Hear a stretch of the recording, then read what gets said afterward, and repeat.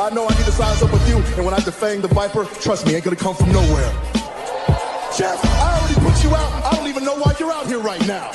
Keep on talking. Hey, do me a favor. Why don't you act like this is an AA meeting and you shut your mouth while I'm sharing with the group? And Mustafa, you out here, a boy among men. And I'm gonna tell you what, you got lucky at the Rumble, so I know you're gonna come out here and run your mouth about how bad you are. But let me give you a little bit of a reality check. You see, Mustafa, you said that my eyes don't lie. Well, your eyes don't lie either, because last week, they were closed real tight when I put your simple ass to sleep. And AJ, hey man, be honest with me. How's our old girl Wendy doing?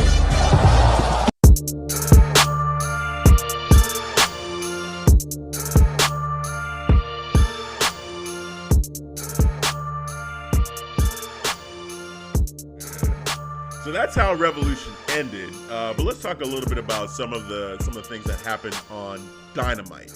So one of the big things, obviously, on Revolution was the Face of the Revolution ladder match. So we had the follow-up. Basically, we had the one-on-one matchup happen right away with Scorpio Sky and Darby Allin.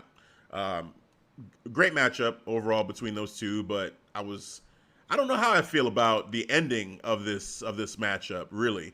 So Darby Allin ended up pulling out the victory and winning.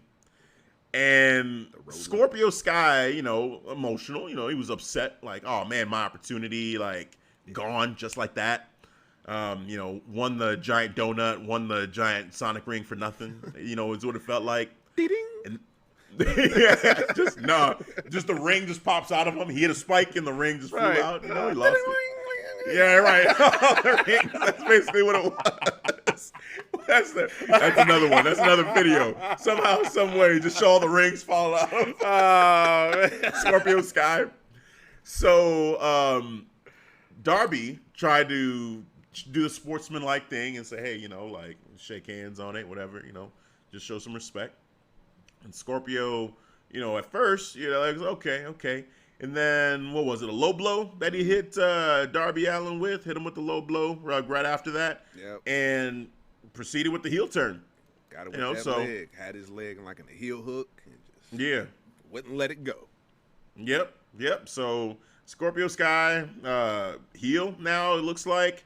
I don't know. I just don't know how I feel about the way all of this went down. I feel like, one, I would have waited to have this matchup. I don't think I would have done the matchup right off the bat like this. It seemed kind of weird. As soon as he gets the ring, then we have the follow-up match the following week. It feel like it should be somewhat like a build. Like, let's get a promo from Scorpio Sky addressing Darby about what he's gonna do instead of just like, it was definitely fast track. Yeah. So that was weird. And then Scorpio Sky turning heel. I'm usually all for heel turns, but I don't know. This one feels like it was unnecessary. I was just about to say it felt not needed. It literally felt not needed. Yeah. Not for Scorpio Sky's character. I'm not feeling it. And it's weird because we love heels on this podcast, man. I know. We love heels. Yeah, but this one, right. But this one, it felt like, he's just coming back off injury. He's a charismatic guy. It feels like he should have been fighting for the TNT championship as a face and potentially being, the new face of TNT eventually when he would beat Darby, or somebody else down the road.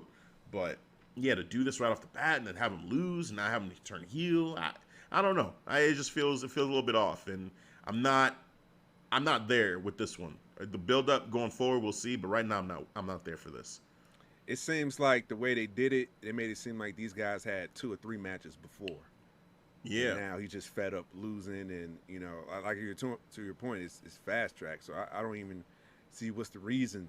And I thought AEW has a history of just taking their time with stories, and take your time with this one. Mm-hmm. Like if you're trying to show that, all right, Scorpio Sky is on the rise. He's the next man up of carrying the title. I don't know, man. I don't feel like to your point, I don't feel like, a heel turn was needed for him. Like, he needed an attitude switch. You already got the right mindset to me. Like, he's good. I love his theme music, Reach for the Sky. that's some face type music I see. Man. It is. Right. Now it's gonna be heel. We'll see, man. We'll see. We'll see indeed. We'll see. But the other big thing that happened on Dynamite was the War Council. So this War Council, we've been anticipating it since they lost their tag team title opportunity. Jericho said, you know what, this might be time to shake things up. So we're gonna have a War Council. And right then and there, when he said that, you saw MJF kind of looking at him, and we've been talking about on this show, like, hey, MJF is trying to take over the Inner Circle. He's trying to take over this group. And so, that's what we've been going with. That's what I believed was getting ready to happen. I started off, is he trying to take over or he's trying to break it up? You did start that, but then we pretty much got to stuck with that he's going to take over. Because he kept having the conversations with the members of the Inner Circle, and it seemed like, okay, they're hearing what he's saying, and he's doing a good job of saying, these tag team opportunities that we have, I feel like, remember when they were going to do the triple threat? He said, I wouldn't even be doing this, honestly, if it were me, but Jericho's our leader, so let's go ahead and do it. So, and with Jake Hager, he went to the locker room and talked to him after he had lost his matchup against Wardlow. Jen, like, hey, man, like, a lot of people wouldn't even be able to step in the ring. I got a lot of respect for you, stepping in the ring with Wardlow and having that matchup. So he kind of like appealed to him in that way too. Got Sammy Guevara to quit basically the Inner Circle. So yeah, it felt like that's the way we were going. However, plans changed here. Like we kind of took a detour a little bit. So let's talk about it. Devin, why don't you go ahead and break down just from your perspective how all this went down? Oh my God! So we're in the middle of the ring. Got Chris Jericho addressing about what's going to go on. What's the next steps for the Inner Circle? Maybe adding and to the group. And the minute he said that, MJ was like, whoa, hold on. It's like, I got a few things to say. I know I hear what you're saying about adding, but I don't know about adding. I'm thinking about, subtracting. And he said that, talking about, him being a leader and whatnot. He was getting ready. That's when Sammy Music hit. Sammy Music comes out. I'm shocked. Yeah. And this, my spidey senses were going all over. So I'm like, will MJF and were they like with MJF and Sammy all like were they in cahoots all this time? I'm thinking about this. That's where my mind was at. I'm like, oh shit, would that be the swerve? Like we think that, that he was trying to bring Inner Circle, like maybe pair up with Santana Ortiz, Jake Hager, and all of that. But actually, it's him and Sammy Guevara. So so I'm thinking about that. But Sammy was like, wait, Chris, hear me out. I know you're the last guy you want to see.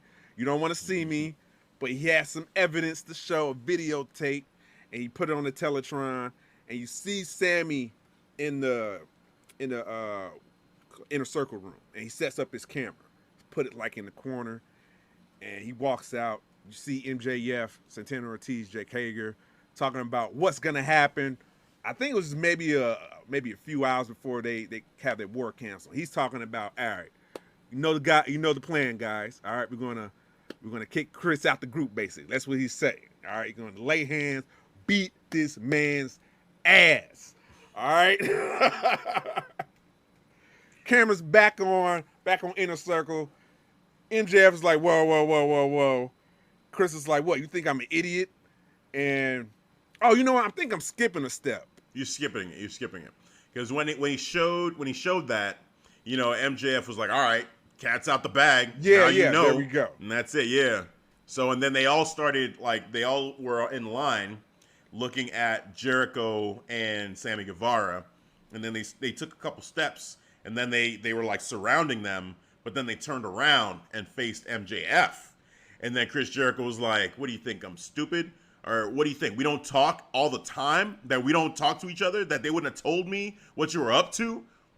Then, he called, MJF was trying to talk his way out of it. He said, shut up, son of a bitch, and said, no, it's done. You're out. We're gonna give you an old-fashioned inner circle beatdown. Yes, he was like, no, Chris, no, I He would was never like, try to take over. No, please, Right. Chris, no, Chris, understand. I would never, ever try to take over the inner circle because I'm too busy making mine group. I was like, huh? All of a sudden, you see, The lights went out. Oh, lights went out. Mm-hmm. And then all but commotion happened. FTR is in there. Who's it? Sean Spears is in there. Sean Spears, you know what I'm saying? Yeah. Wardlow out there laying hands, doing work, bro. Working, just working everybody. You know what I'm saying? You see Tony out there too. You know, he's doing helping FTR out there as well, but Inner Circle just getting destroyed. You see Chris Jericho all busted up, bleeding, trying to grab, not gravel. Yeah, trying to reach back, reaching for MJF's feet. MJF just like, hell no, you ain't trying to grab me. It was just, oh my God. I enjoyed this. It was And then fun. there was the ending. They dragged Jericho up to the top of the ramp, picked him up, put him on Wardlow's shoulder. No. Sorry. Wardlow just powered him up. He powered him up for the power bomb, threw him off the stage, threw a table on the ground. Yes. Just out, done. And then all of them in line just standing there. Yes. Yep. Still on the fence about Sean Spears. Yeah. But, we'll see. I gotta say that. It's like the group is cool, but you got Sean Spears. Yeah. Because the way you guys booked them is... I'm not there. Right. That's on your guys' fault. You know what I'm saying? The way you guys been booking him lately. So hopefully this will actually help him, have me see him, in a new light for Sean Spears, man. Yeah, this was cool, man. I mean, definitely the swerve. I didn't see it coming that way, that MJF was gonna have this group that he'd be leading like this, the whatever they're gonna be called, the Horsemen, or whatever it'll be. But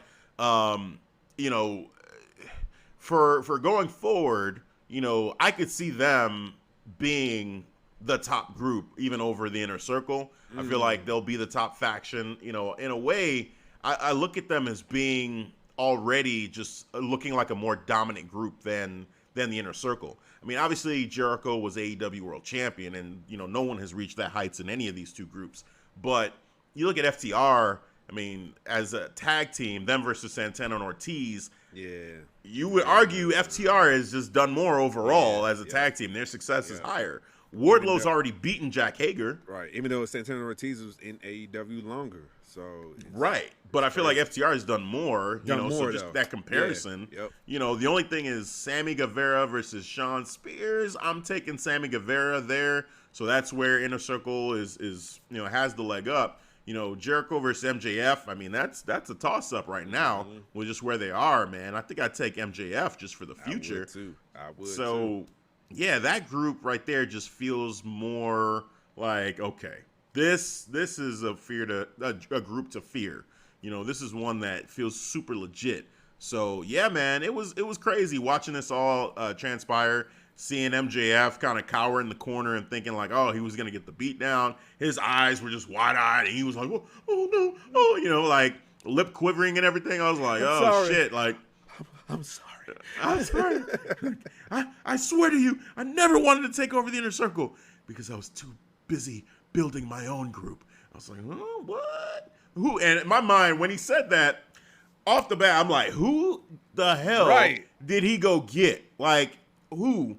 And one of the things that I was thinking was, is it gonna be the Horsemen? Because at Revolution, they did have a moment there too where we saw Sean Spears with FTR. Yeah. So it was like, okay, like that maybe it's them. But then I was thinking, did they sign someone else from WWE? Did they sign someone else from Impact? Like, did something else happen there? But then for it to be, the Horsemen essentially, FTR, Spears, Tully Blanchard, it's like, okay, like that makes sense. He fits that group. Him being the Ric Flair of this group, like I like that makes sense. He's doing the strut, like there's the comparisons on the mic.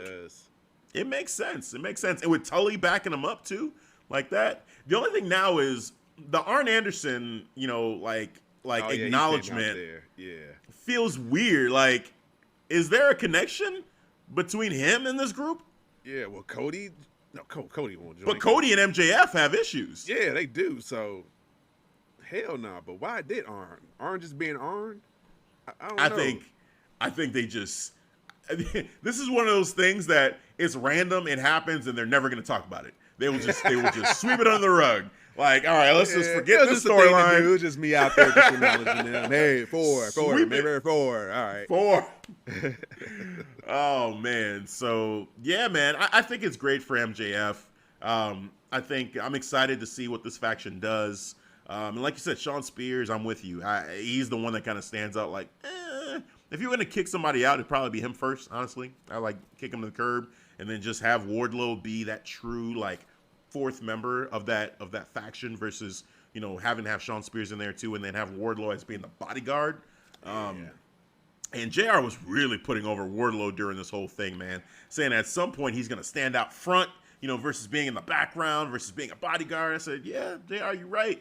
You ain't wrong, man. You ain't wrong. Like, Wardlow looks like $1 million, man. Like, this guy, scary. When I'm like, because I was thinking about where was Wardlow when the whole War Council was going down. I'm like, shouldn't he be out there?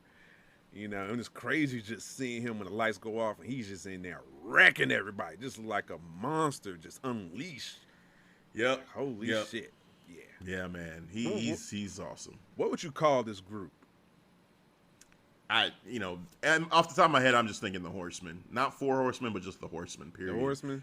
Yeah, because they kind of teased that a couple times with Tully doing the 4, and, you know, Sean Spears was going to be that 4th member, and then Arn Anderson coming out and doing the 4. But there's more than 4 people, so you can't call them 4 Horsemen. That's just math. Yeah, you can't even call them the 4 if you just want to shorten it up. Right. So just the Horsemen, period. Like, you know, Horsemen or the New Horsemen or however you want to word that. With everything, just do not call them the Outer Circle.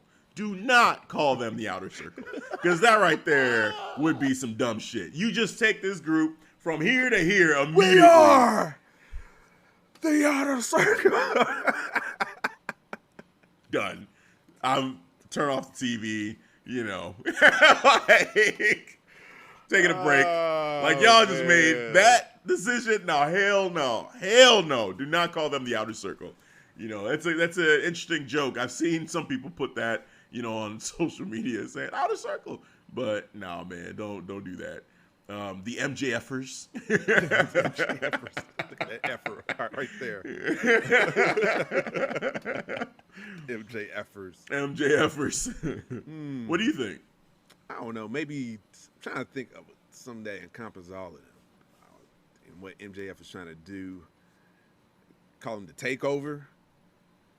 No, I don't know, but that's too much. NXT. Yeah. Yeah. I mean, NXT probably. Hey, you want to do that? Hey, yeah.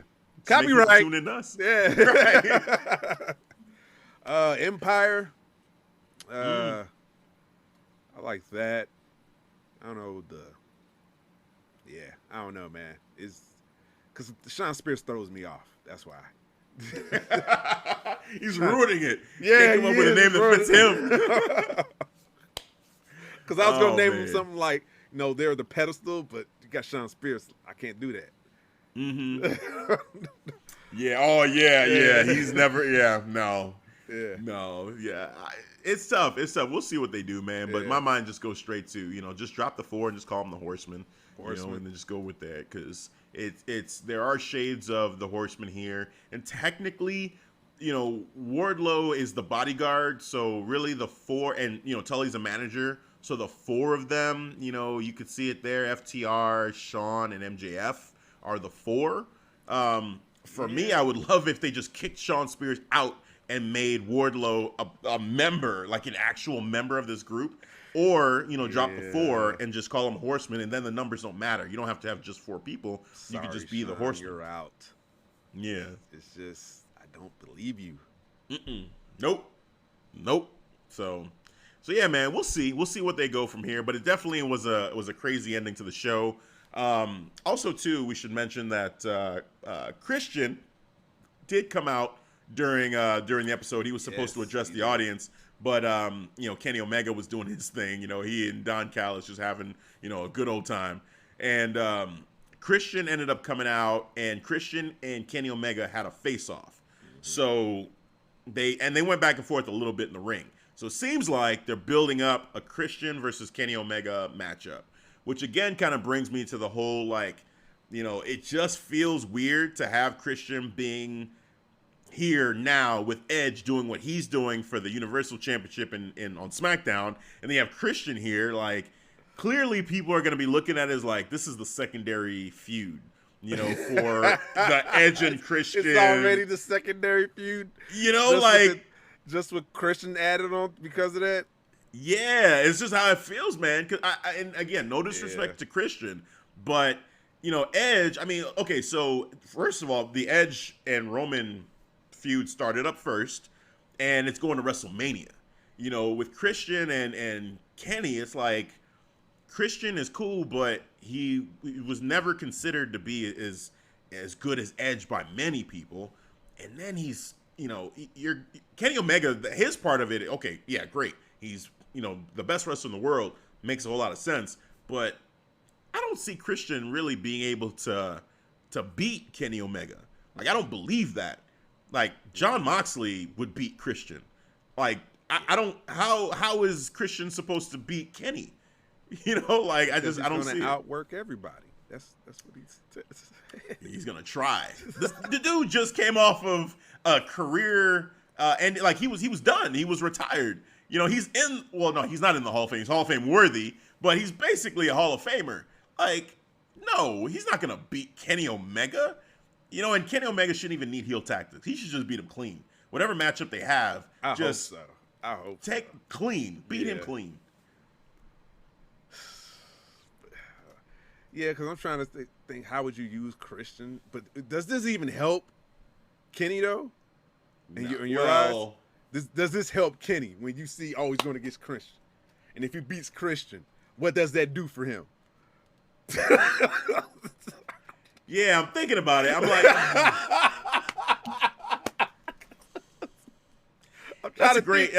yeah. I have to think about it because it gives Kenny another established name to put on. Like, okay, I beat this person. I beat Christian Cage, right? Yeah.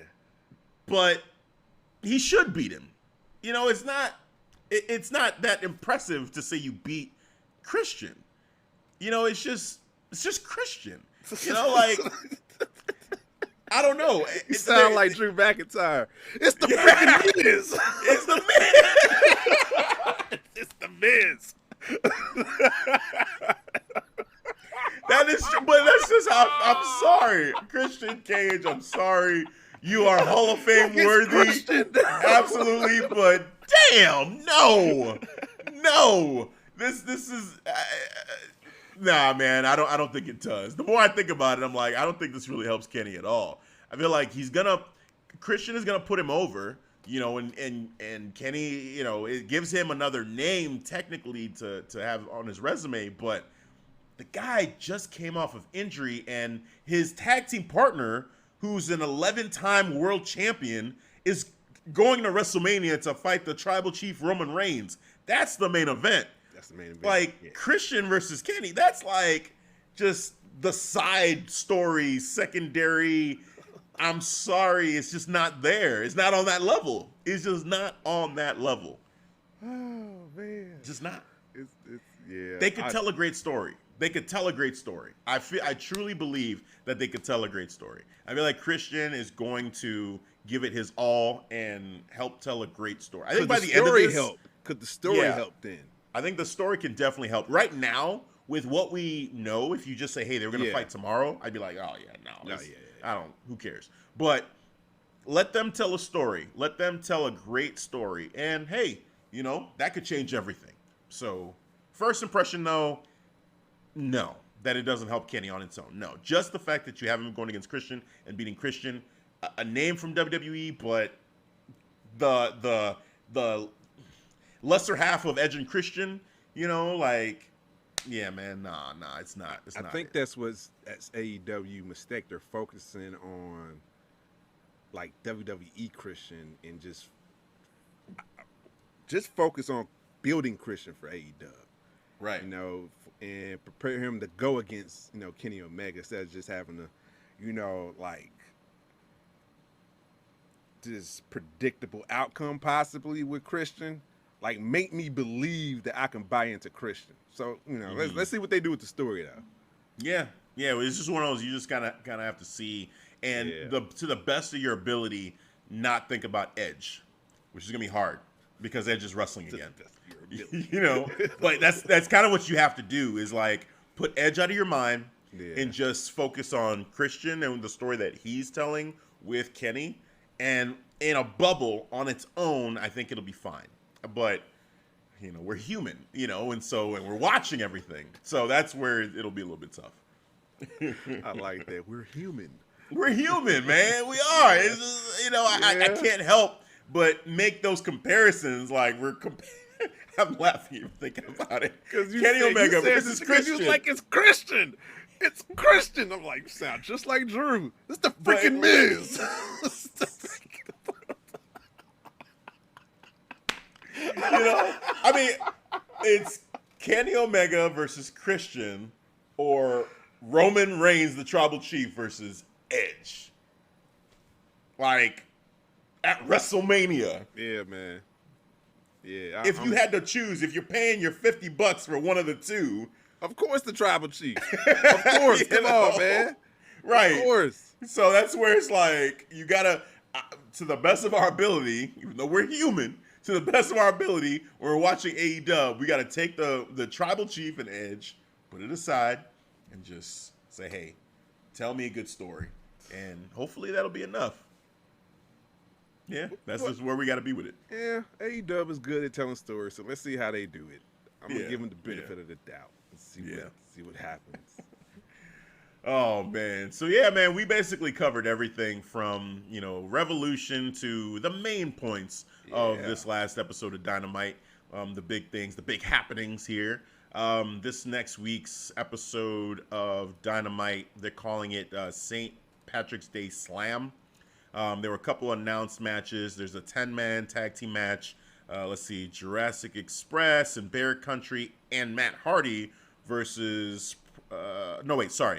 Jurassic Express and Bear Country versus Matt Hardy, Private Party, Butcher, and Blade. There's somebody missing from this that I'm seeing, because Jurassic...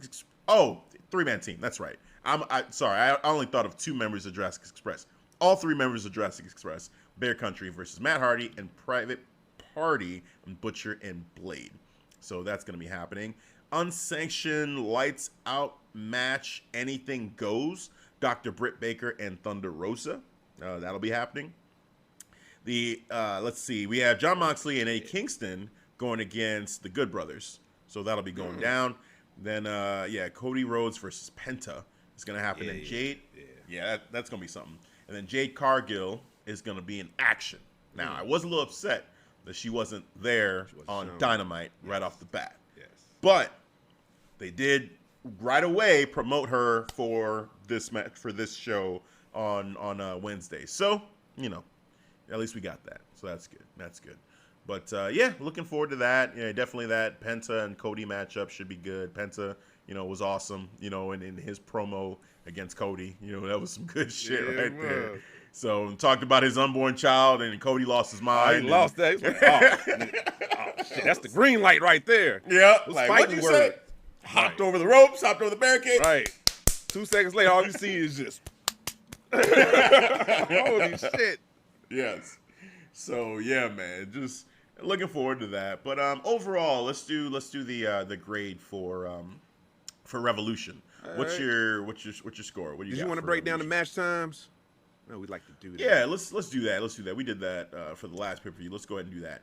So for the buy-in, we had for the tag team matchup, Dr. Britt Baker and Maki Ito, one of my new favorite superstars in the women's division for AEW.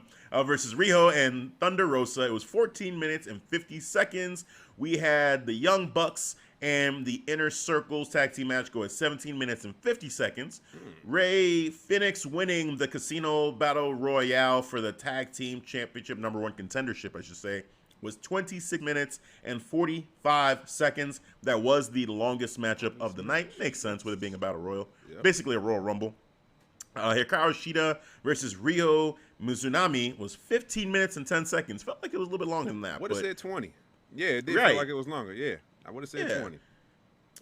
Miro and Kip Sabian versus Best Friends was 7 minutes and 50 seconds for that ass whooping that Miro dished out to Best Friends. Hangman Adam Page and Big Money Matt Hardy, 14 minutes and 40 seconds. Took him 14 minutes and 40 seconds to win those first quarter earnings of Money Matt Hardy.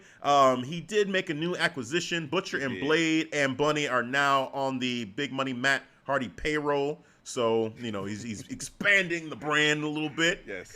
Trying to bring in some money. More money. Yes. He was funny. He's like, it's time for us to bring in more money. And Private Party was like, I like how you think. He's like, no. It's time for me to bring in more money. It's okay. All right, I guess. Yeah, okay. So that was good. We had, Scorpio Sky's victory in the Face of the Revolution ladder match, 23 minutes and 15 seconds. The cinematic match, Darby Allin Sting versus Team Taz, went 13 minutes and 40 seconds.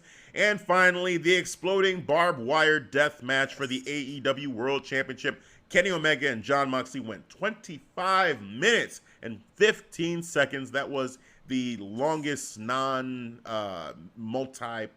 matchup, I would say. Yeah. If you don't count the right. If you don't count the Royal Rumble or Battle Royal or whatever for the tag team #1 contendership, that was the next longest matchup at 25 minutes and 15 seconds. Yeah. So yeah. Not really. I was a little bit surprised with the Shida Mizunami length. Like you said, thought it was a little bit longer, but otherwise, it sounds about right. Sounds about right overall for all these matches. All right. So, with that said, what grade do you give the card? I will give this pay-per-view. Well, first, let me ask you this: How much weight do you give to the dud? Right. Because that plays a big part of the grade. And then I'll ask you this: was this pay-per-view worth your $50?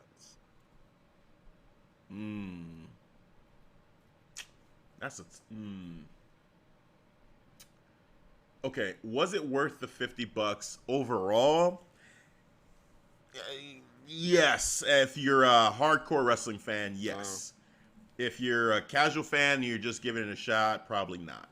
But if you're invested and you're watching every week like we are, yeah. The only thing is that ending it pissed me off, And I'll be honest, when it came to Wednesday, I was very hesitant to watch Dynamite. I was like, ugh. In a normal situation, without this show, I felt so embarrassed for what I saw that I kind of was afraid of how do we continue on and act like that didn't happen. So I was really hesitant to watch the episode. Worse shit on WWE though. I get it's different promotion, but it's they kind of set the standard for AEW, type of quality you're gonna get. I've had that same feeling with WWE too, though. Yeah. Where it's like, oh shit, I didn't like the way this went, so I feel like, do I even want to watch the next Raw, or do I want to just take a break, from at least 1 week break to cleanse my palate of what I just saw. So when I had that feeling with the ending of this show, what helped me was obviously, John saying what he said afterwards and seeing that on social media. And just again having the show, I was like, you know what, I'm committed to breaking down these shows. Without looking at that though, if you just finished the pay-per-view, all right, you didn't watch the follow-up, and you be like, okay, yeah, you know what, my $50 was spent well. That's tough because overall, yes, it's just that it's hard to say because of that last part. That last part kind of left me feeling shitty. I felt embarrassed. I was like, oh damn, this happened, and can I even trust AEW going forward? To deliver on their promises if they're gonna do this with deliver on their promises. Like, and with gimmick matches in general, like this isn't the first time where I felt like they've kind of been shitty. Also, too, I don't know if it was just me, but during the Ethan Page matchup, I was having some technical difficulties where I was hearing like a basketball game. Yeah, and Dynamite. in the background. Yeah. No. That happened on my DVR. I was recording. I'm like, what the fuck? I rewinded. I'm like, I'm picking up extra feedback, and something was going on with the audio for a few minutes. Like, we was hearing a basketball game, bro. Yeah. So it's like shit like that. It's like, man, this just feels like, I don't know. Things are just off. Things are just off with right after that. Even watching Dynamite, I was like, oh man. But to answer your question about the $50 well spent, I'll say that I don't want to completely just disregard the whole pay-per-view because of the way it ended. You know, so I would say if you take out that part, that hell yeah, you know, because the whole thing was pretty solid. Like, I felt like it was a really solid show. Like, top to bottom, you know, I had fun with this card. Yeah. That ending kind of made me feel more iffy about AEW going forward. Like, if I hear them try to sell another gimmick match, I don't want to see it. Like, I mean, I want to watch that pay-per-view, you know, like, on its own. Like, if the main event is some stupid gimmick, something on a pole or, you know, triple cage thing or whatever, I'm like, I don't know, man. This company does not do well with shit like this. You know, so I would say yes for the pay-per-view, but going forward, it would kind of make me feel like I don't know if I want to trust them with certain types of matches. Okay. Well, Would you? Like, do you feel like it was worth it or no? I look at it like this. Like, all right, I spent the 50. Now, do I look forward to spending another 50 for the next pay-per-view? No. So you're saying it wasn't worth it for this one, or you just wouldn't, or was it worth it for this one, but then you wouldn't do it for the next one? For the next one, right. I have reservations for the next one. You know? That's where I'm at. Yeah. So me saying that, I'll probably, give this whole pay-per-view slightly, maybe, I don't want to say slightly. I'll just say it was, as a total pay-per-view, it was average. So I give it a solid C. Okay. A solid C, yeah. Okay. I got to give it, yeah. I still enjoyed the pay-per-view, but I got to say it's something I can remember? No. So I say a C. Okay.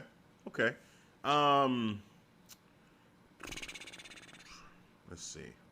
So as a pay-per-view, as a whole, just the matchup itself, and if I take out that ending, I would say I'd probably give it a slightly higher than C grade, just because I felt like I enjoyed the matches individually. I think I'd give the pay-per-view a B overall. The ending was an F, like an F minus. Like that ending was terrible. Now if I'm grading, like going forward, like, did they sell me on watching future pay-per-views? I felt like it was an F from that standpoint. They failed in terms of getting me excited about the next one. But as far as this one goes, the matches themselves I feel were good, but it makes me feel like I don't want to trust them completely with gimmick matches. Yeah, a bit like uneasy. It did not sell me on their ability to be able to pull off gimmick matches. I just want them to stop doing that for a while. Just focus on what they do best. They do tag team wrestling phenomenally. Yes. They do a great job with that. If you want to put the Young Bucks in the main event of your next pay-per-view, I would not blame you, because they do that great. The factions, they're starting to do, have a lot of factions there, and it's interesting. I'm invested in all these different groups that they have, and just general wrestling, like just putting on great, solid back and forth wrestling matches. Just keep it to just straight up matches, whether it's singles or tag team or whatever, and I feel like you're good. And then continue to build the women's division. That's it. But beyond that, if you tell me you're doing a ladder match, mimosa match, contract on a pole match, something, any kind of gimmick matchup, I'm out. I'm immediately writing it off like, oh God, why are we doing this? We're gonna get another gimmick match. Like, come on, man. Eventually, but let's take a break. Let's take a break. Next pay-per-view, no gimmicks. Maybe they'll learn straight up matches. They'll learn, from their mistakes, but I don't think they're not gonna take a break from gimmick matches. That's their thing. That's like they do. Just one. The next pay-per-view, just one. No, just man, take a break. The Revolution. Yeah, but that Revolution doesn't have to have gimmicks in it. It could just be great matches. Just have all of these people just go. These stars are great wrestlers. Like, they have a lot of great talent in there. Just have them go out there and put on a great show without the gimmicks, at least for one. And then really, or just do a cage match, just a regular cage match. You want to do that, fine. But when you start trying to create, the first time ever, we're doing, a moat around the ring and fire here and explosions and barbed wire and this and that, I'm like, oh God, why? Just no. No. Just pump the brakes, have some standard matches, and you'll be fine. Your fans don't even need, no one was asking for a death match. You guys chose to do that. I wasn't asking for a death match, right? Yeah. No one said, hey, you got to do this. You chose to do it. Hardcore match. Yeah, I get it. You could do that. That's right. fine. That's fine. I guess I think that's more of the thing. It's like, all right, those first time ever, matches for them, are you trying to create something new or do something so out there? Because this deathmatch idea is been done, but it's out there, and so just stuff like that. So I'll modify it. Would you could mind do if they cage did match or something? If they did like a Hell in a Cell, but they would call it different. But being a structure that massive, would that be fitting for like John Moxley and Kenny Omega just to end their feud right there? Yeah, I think that'd be fine, honestly. I feel like the modification that I would make to what I'm saying about no gimmick matches is just these like off the wall, first time ever, type of gimmick matches in general. Like, if it's something like Hell in a Cell, to the wall, that's all they're trying to do. Yeah. The ring is gonna be on fire. Like, barbed wire attached to it. No. Thumbtacks all over the ring floor. No, don't do it. Don't do it. Don't do it. Don't do it. Just keep it simple, y'all. Keep it simple. Sometimes boiling simple hot is better. grease all around too. You can. We're gonna have some wild put a moat and have sharks in the moat or some shit like with that. Laser beams on. Laser beams on heads, right? Exactly. Oh man, yeah, no. To the extreme. Don't bro. do it. Yeah. To the extreme. Everything's gotta be to the extreme. Just no, man. Just keep it simple. Keep it simple. All right. So yeah, man. So I'm giving it a B as a just general show, taking out the final mishap there. An F for the mishap. An F for their ability to. So you can't get 2 grades, man. Get a 1 grade. I gave a 1 grade. Well, my grade is a B, but I'm saying like that's the grade for this pay-per-view. I feel like as a pay-per-view, I'm not gonna completely weight the ending like that against them. I'm gonna give them the benefit of the doubt there. They fucked up. They did. They fucked up. And that's what I'm saying. Your grade is not necessarily like saying, hey, I'm waiting how they're making me want to watch the next pay-per-view. Because it sounds like for you, it would be an F2 in terms of getting you excited for the next one. Oh, hell yeah. The next pay-per-view, yeah, right. Total failure, bro. Right? Total failure. So I think we're on the same page there that like this pay-per-view didn't do, the way it ended messed up the way I would feel about seeing the next thing that they're going to do pay-per-view wise. But the matches individually, it sounds like the combination of those matches is a C for you and it's a B for me. And I enjoyed the matches. I did. I think the matches, even that last matchup, I felt like they were doing it. It was doing okay, but then the mishap sucked. So it is what it is. It is what it is. But yeah, man, we went through it.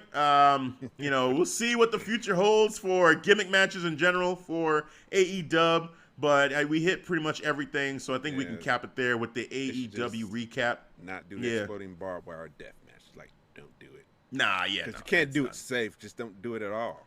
Exactly. I want them to be safe. But if this is what it's gonna look like, What's the point? Let's not. You don't need it. You don't need it. Nah. So, but let's cap it there. Let's cap it there. So at this point, Devin, take the floor, man. It's all yours. Tell the people where they can catch us. Yes, you can always find us on the various social platforms. It's the list. I'm gonna mix it up a little. We got TikTok. TikTok. Yes, if you're ready. I went first. I'm mixing it up a little. And now we got Twitter. We got Facebook. We have an awesome Facebook page as well called the Clark Street Wrestling Community. We have 130 members in there. So thank you for the people that follow us, follow the group, join. We're trying to get to this goal of 200. So if you find it on Facebook, hit that join. It's an awesome wrestling group. All walks of life, all wrestling promotions we talk about. So we will love you, embrace you with open arms. And hit that follow button on Instagram. And I want to say we're over 300 followers, by the way. I don't really mention followers on Instagram, but I will mention on this one because we're over 300. So people, thank you. Followers, hitting us on the follow button on Instagram, hitting us in the DMs, see if you want to, what do you think about certain matches and stipulations. We appreciate that. And there's only one website. You can follow all those social networks. One stop and shop. ClarkStreetWrestling.com. ST for the abbreviation. Yes, where we have all of our episodes linked to YouTube as well. So thank you for our subscribers as well. And I can't forget about our merch. Yes. Bam! Merch. I got it ready. Merch. Like the notebook. We got gator masks. We got regular masks. Soon to get hats, beach towels, shirts right here, coffee mugs, all that good stuff on the website. Just hit that store link, ClarkStreetWrestling.com/store for your pleasure. Yes. And with that said, that is going to do it for this recap of AEW Revolution and AEW Dynamite. For Devin, I'm Hafeez. We'll catch you guys next time. Peace. All right, guys. Thanks for listening to the Clark Street Wrestling Podcast. And that's how you do it ended. Boom!